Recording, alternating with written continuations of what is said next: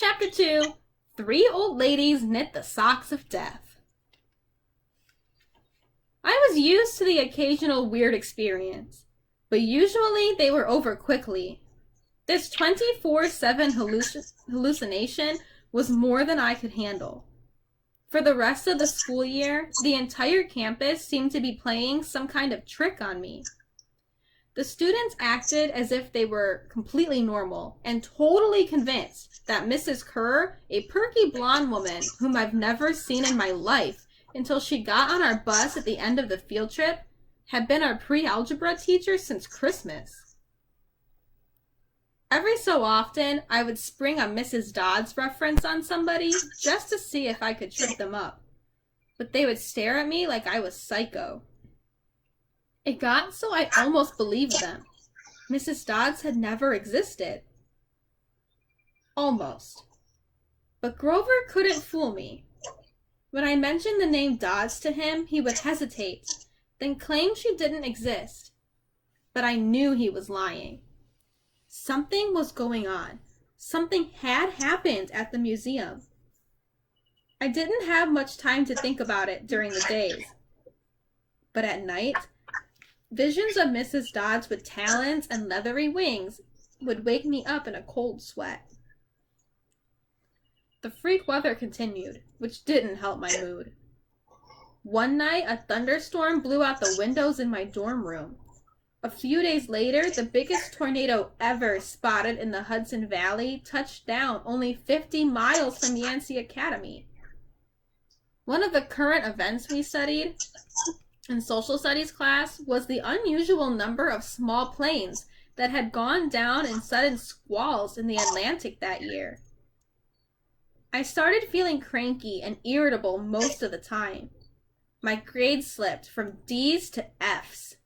I got into more fights with Nancy Bobafet and her friends. I was sent out into the hallway in almost every class.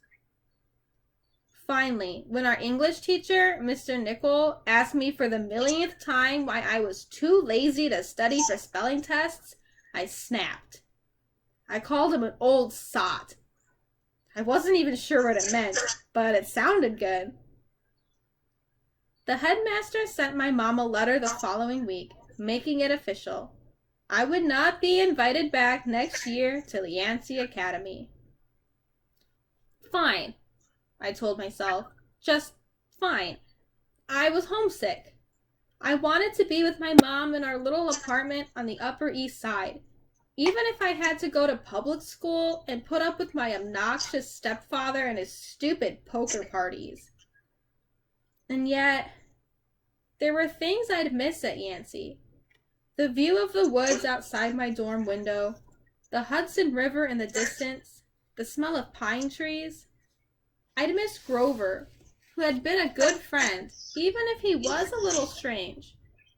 I worried how he'd survive next year without me. I'd miss Latin class, too. Mr. Brunner's crazy tournament days and his faith that I could do well. As exam weeks got closer, Latin was the only test I studied for. I hadn't forgotten what Mr. Brunner had told me about this subject being life and death for me. I wasn't sure why, but I'd started to believe him. The evening before my final, I got so frustrated, I threw the Cambridge Guide to Greek Mythology across my dorm room. Words had started swimming off the page, circling my head, the letters doing 180s as if they were riding skateboards. There was no way I was going to remember the difference between Chiron and Charon, or polydikes and polydeuces, and conjugating those Latin verbs. Forget it. I paced the room, feeling like ants were crawling around inside my shirt. I remember Mr. Brunner's serious expression, his 1,000-year-old eyes. I will accept only the best from you, Percy Jackson. I took a deep breath. I picked up the mythology book. I'd never asked a teacher for help before. Maybe if I talked to Mr. Brunner, he could give me some pointers. At least I could apologize for the big fat F I was about to score on his exam. I didn't want to leave Yancey Academy with him thinking I hadn't tried. I walked downstairs to the faculty offices. Most of them were dark and empty, but Mr. Brunner's door was ajar, light from his window stretching across the hallway floor. I was 3 steps from the door handle when I heard voices inside the office. Mr. Brunner asked a question. A voice that was definitely Grover's said, "Worried about Percy, sir." I froze.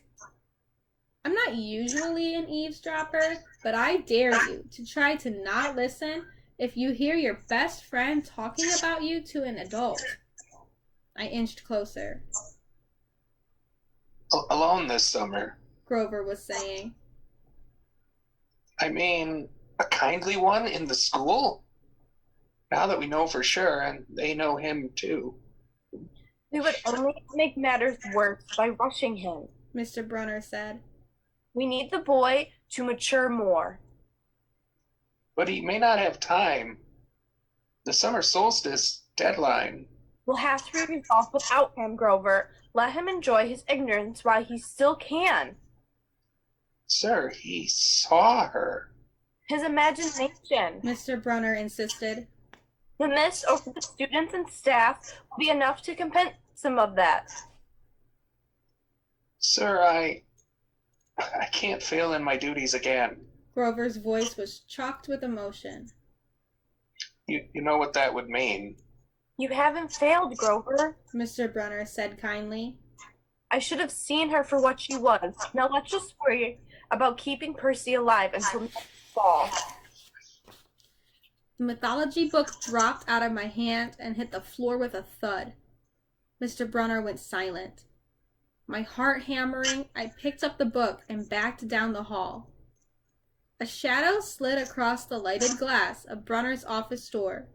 The shadow of something much taller than my wheelchair-bound teacher, holding something that looked suspiciously like an archer's bow. I opened the nearest door and slipped inside.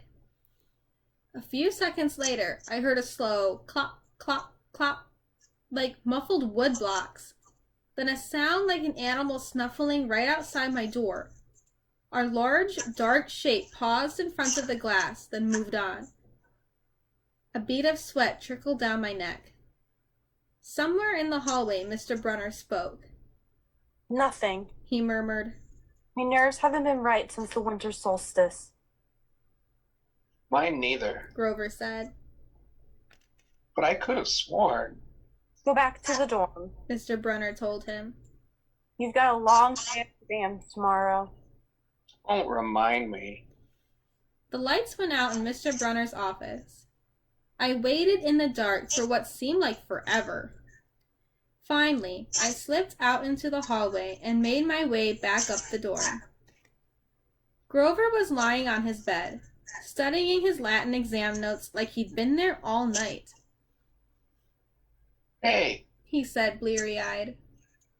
you gonna be ready for this test? I didn't answer. You look awful. He frowned.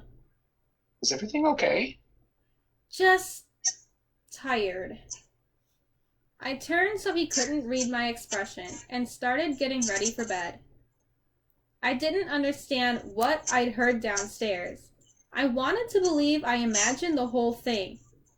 But one thing was clear. Grover and Mr. Brunner were talking about me behind my back. They thought I was in some kind of danger.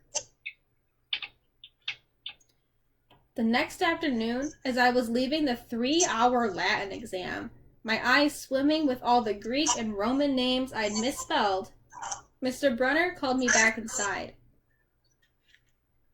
For a moment, I was worried he'd found out about my eavesdropping the night before, but that didn't seem to be the problem. Percy, He said. don't be discouraged about leaving Yancey. It's for the best. His tone was kind, but the words still embarrassed me. Even though he was speaking quietly, the other kids finishing the test could hear. Nancy Bobofit smirked at me and made sarcastic little kissing motions with her lips. I mumbled, "Okay, sir." I mean, Mr. Brunner wheeled his chair back and forth like he wasn't sure what to say. this isn't the right place for you. It was only a matter of time. My eyes stung. Here was my favorite teacher in front of the class telling me I couldn't handle it. After saying he believed in me all year, now he was telling me I was destined to get kicked out.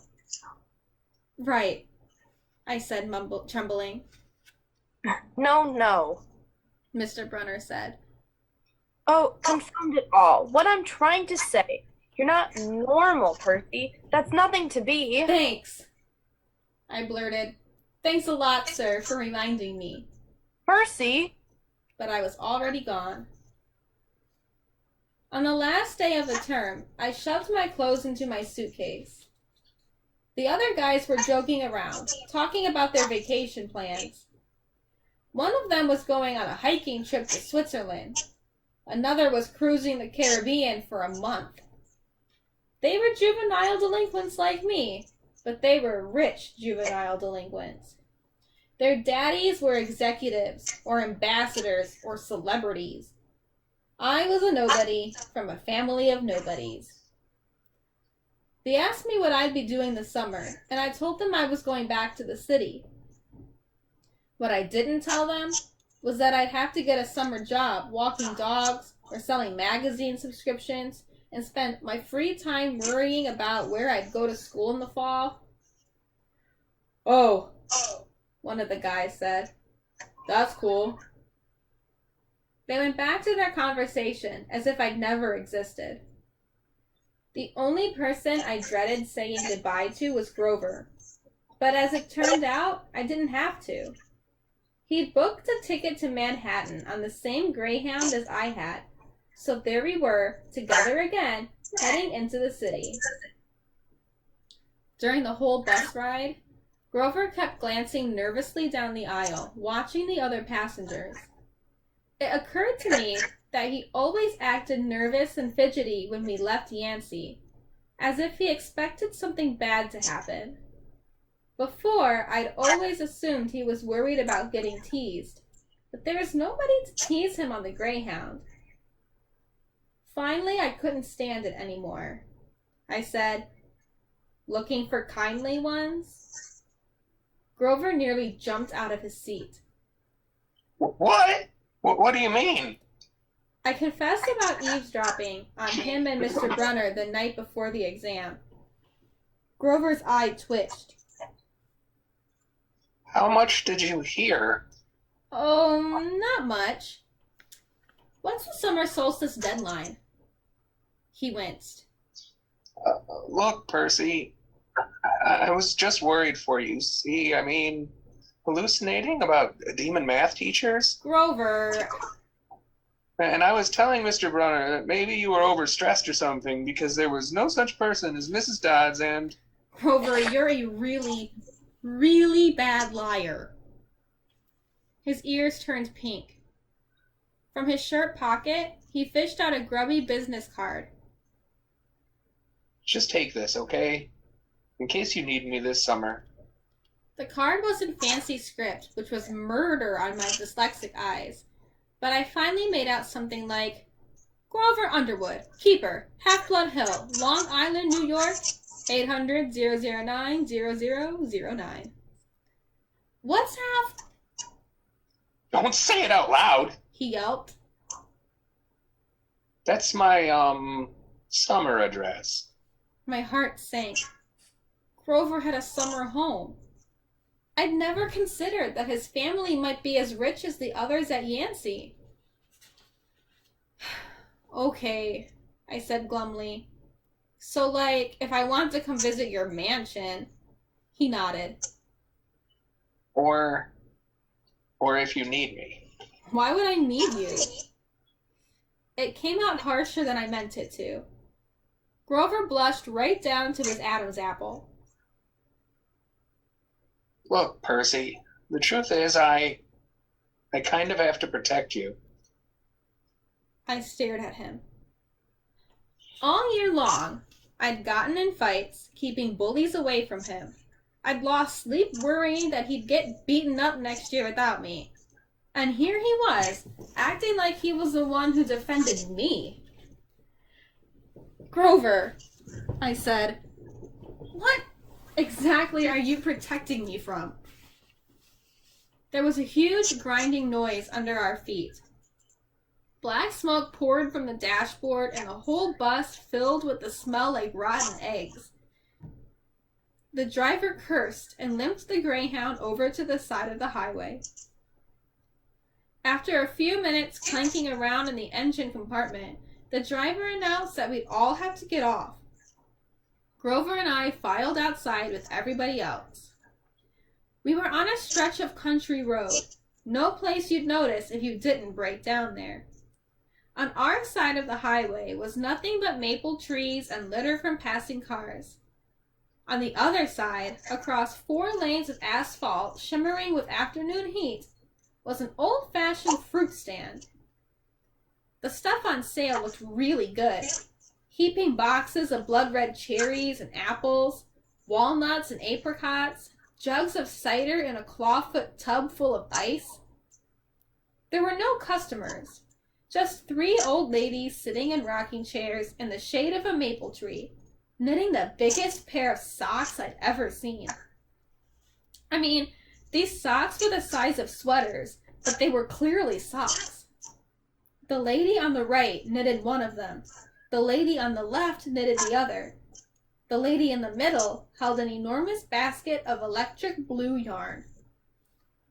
All 3 women looked ancient, with pale faces wrinkled like fruit leather, silver hair tied back in white bandanas, bony arms sticking out of bleached cotton dresses. The weirdest thing was, they seemed to be looking right at me. I looked over at Grover to say something about this, and saw that the blood had drained from his face. His nose was twitching. Grover? I said. Hey, man. Tell me they're not looking at you. They are, aren't they? Yeah, weird, huh? You think those socks would fit me? Not funny, Percy. Not funny at all. The old lady in the middle took out a huge pair of scissors, gold and silver, long-bladed like shears. I heard Grover catch his breath. We're getting on the bus. He told me. Come on. What? I said, it's 1,000 degrees in there.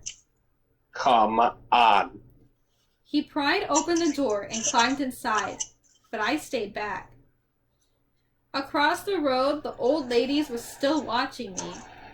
The middle one cut the yarn, and I swear I could hear that snip across 4 lanes of traffic. Her 2 friends balled up the electric blue socks, leaving me wondering who they could possibly be for. Sasquatch or Godzilla? At the rear of the bus, the driver wrenched a big chunk of smoking metal out of the engine compartment. The bus shuddered and the engine roared back to life. The passengers cheered. Darn right, yelled the driver. He slapped the bus with his hat. Everybody back on board. Once we got going, I started feeling feverish, as if I'd caught the flu. Grover didn't look much better. He was shivering and his teeth were chattering. Grover? Yeah? What are you not telling me? He dabbed his forehead with his shirt sleeve. Percy, what did you see back at the fruit stand? You mean the old ladies? What is it about them, man? They're not like Mrs. Dodds, are they? His expression was hard to read, but I got the feeling that the fruit stand ladies were something much, much worse than Mrs. Dodds. He said, Just tell me what you saw. The middle one took out her scissors, and she cut the yarn. He closed his eyes and made a gesture with his fingers that might have been crossing himself, but it wasn't. It was something else, something almost older. He said, You saw her snip the cord. Yeah, so? But even as I said it, I knew it was a big deal. This is not happening. Grover mumbled. He started chewing at his thumb. I don't want this to be like last time. What last time? Always sixth grade. They never get past 6. Grover, I said, because he was really starting to scare me. What are you talking about? Let me walk you home from the bus station. Promise me. This seemed like a strange request to me, but I promised he could. Is this like a superstition or something? I asked. No answer. Grover, that snipping of the yarn, does that mean somebody is going to die? He looked at me mournfully, like he was already picking the kind of flowers I'd like best on my coffin.